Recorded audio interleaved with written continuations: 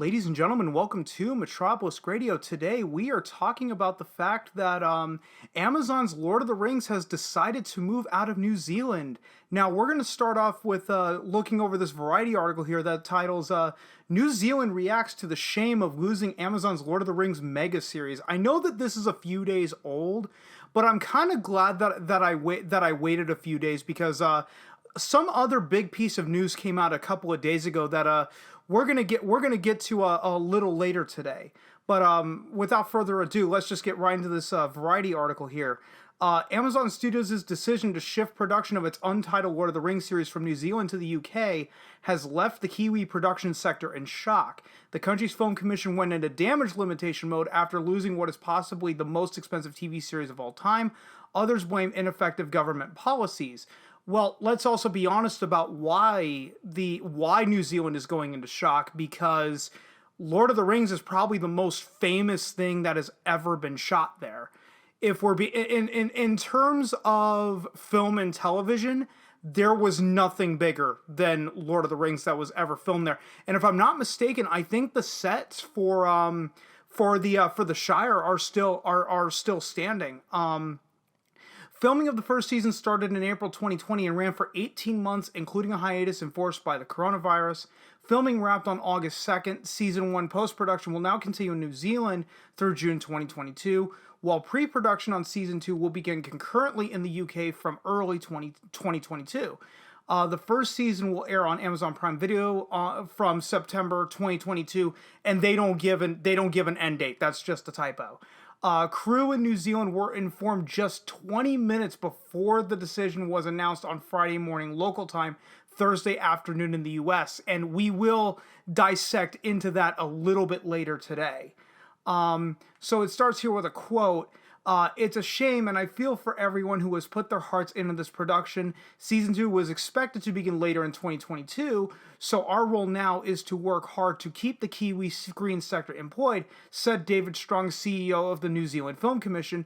He said that the series' departure, quote, opens the door wider to others to come in, and that the NZFC, the New Zealand Film Commission, will continue to work closely with government on assisting these productions to shoot in the country. Whoa, I think I scrolled down a little too far. Yeah, it's just my fucking mouse. New Zealand offers one of the most generous location incentive schemes in the world. This includes a 20% rebate scheme, and for especially large productions that deliver an infrastructure or other long-lasting benefit to the country, there is a discretionary additional subsidy known as an uplift, equivalent to a further 5% of location spending. I think Fiji offers a lot more money. I think they offer something like a 40% rebate, and I think that's why shows like Survivor have filmed there consistently since 2016. It's just the rebate is too good. According to government documents published in April this year, Amazon was estimated to be spending about 650 million New Zealand dollars, that's 455 million US, filming the first season of the show. It would have been eligible for a rebate of about 162 New Zealand dollars, 114 million US. The government said, though, it later reduced that figure. Amazon's statement makes it clear that it will walk away from the 33 million New Zealand dollars, 23.1 US, of uplift that was agreed in April, when the company indicated but did not commit to shooting the second season in the country. Quote, as we look to relocate the production to the UK, we do not intend to actively pursue the Season 1 MOU 5% financial uplift with the New Zealand government or preserve the terms around the agreement. However, we respectfully defer to our partners and will remain in close consultation with them around next steps, said Albert Chang, COO and co-head of TV for Amazon Studios.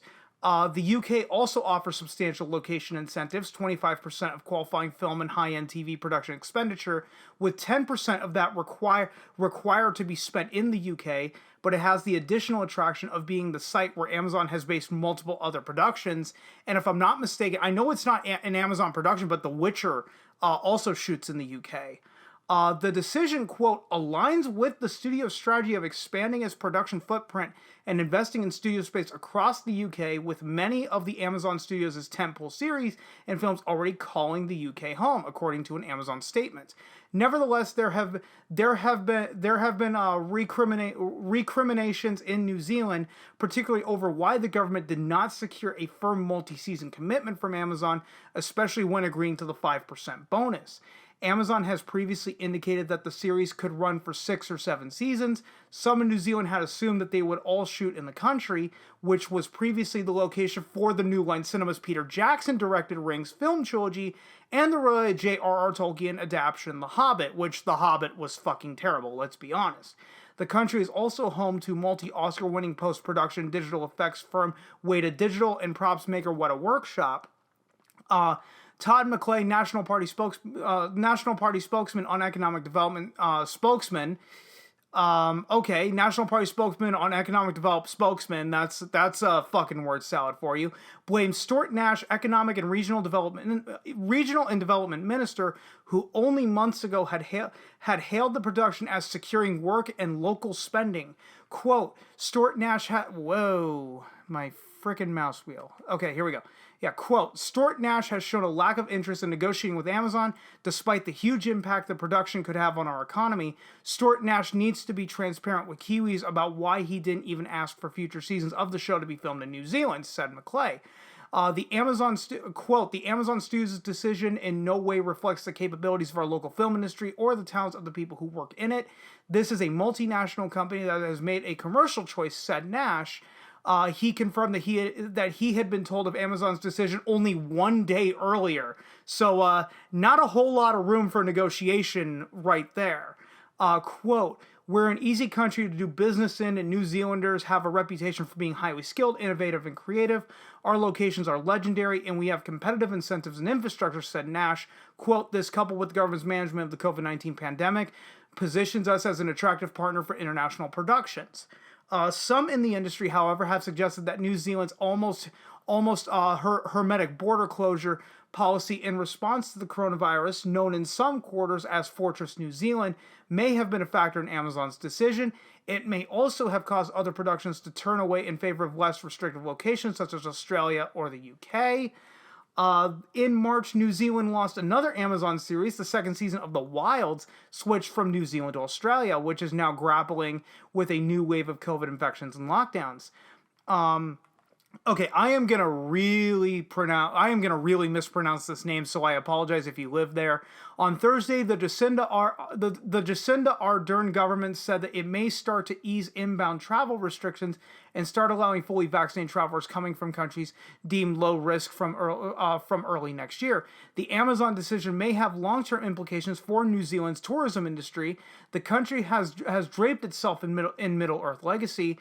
Air New Zealand previously repainted a Boeing jet plane with characters from The Hobbit, and has used Lord of the Rings for its passenger safety videos. The country has also built location-based entertainment assets, including the Hobbiton theme park around the Tolkien legacy. The New Zealand Herald newspaper called the series' exit a tourism nightmare.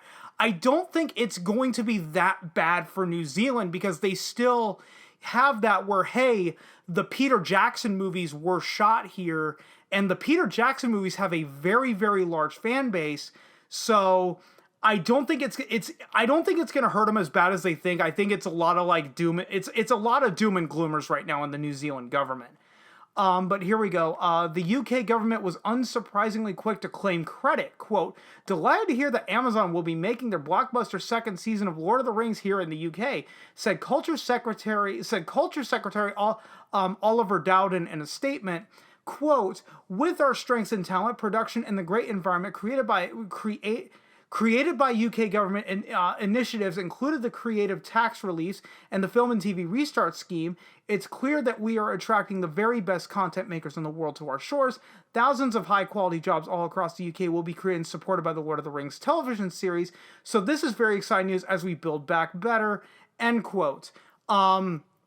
The problem with that logic of giving productions tax incentives is it's actually been proven, at least here in the States, that it actually does not lead to as many jobs created as they wanted, and they don't necessarily get the rebate back in the regular taxes. And this was a perfect, and this was a, I'm going to bring up a perfect example. Does anyone remember the Hunger Games series? I know that like Catching Fire and the two Mockingjay movies were shot in Georgia, but people forget that the first movie was shot in North Carolina. And when North Carolina got rid of their film and television rebate, they moved production down into Georgia, where the rebate still stood, because I believe the North Carolina government basically just said, hey, this is not bringing us any additional revenue. It's not creating any additional jobs. Therefore, why are we subsidizing this? But this article concludes with the tweet from Oliver Dowden, which I will splash up on the screen right now. Middle-earth is coming to the UK. Thrilled that Amazon will be making their blockbuster second season of LOTR of Lord of the Rings on Prime right here in the United Kingdom. We're attracting some of the most exciting productions to our shore, creating and supporting thousands of high-quality jobs. Again, I think that's wishful thinking. But now we're going to jump over to this Screen Rant article here that reads, Amazon's Lord of the Rings Season 2 plans could mess with the franchise's magic. Amazon is moving Lord of the Rings to the UK for Season 2, and in doing so, they risk damaging the magic of the entire fantasy franchise. Now, initially, I don't think that the statement is incorrect, but let's dig into the article here. Amazon is moving its Lord of the Rings show production out of New Zealand to the UK for Season 2, and that risks seriously damaging the franchise. Amazon's upcoming Lord of the Rings TV series promises to be a spiritual successor to the beloved Peter Jackson films. I highly doubt that, but that's neither here nor there. That was signified by the streaming giant's decision to film in New Zealand, recognizing the country as a core part of the franchise. But in a surprising twist, it seems that it will only be a temporary state of affairs. Production is moving to the UK for Lord of the Rings Season 2.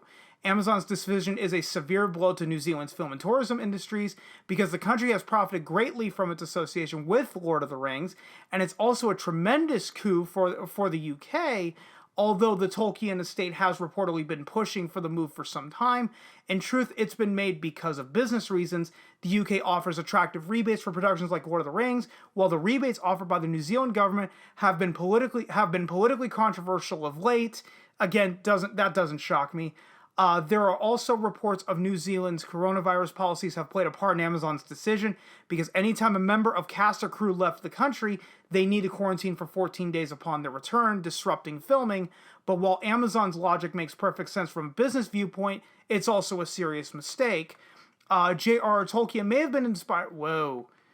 I hate my mouse. J.R.R. Tolkien may have been inspired to create Middle-earth by the English landscape, but Peter Jackson's Lord of the Rings trilogy made it synonymous with New Zealand. He had focused as much upon the scenery as he did any character in his films, taking great care to evoke a strong sense of place.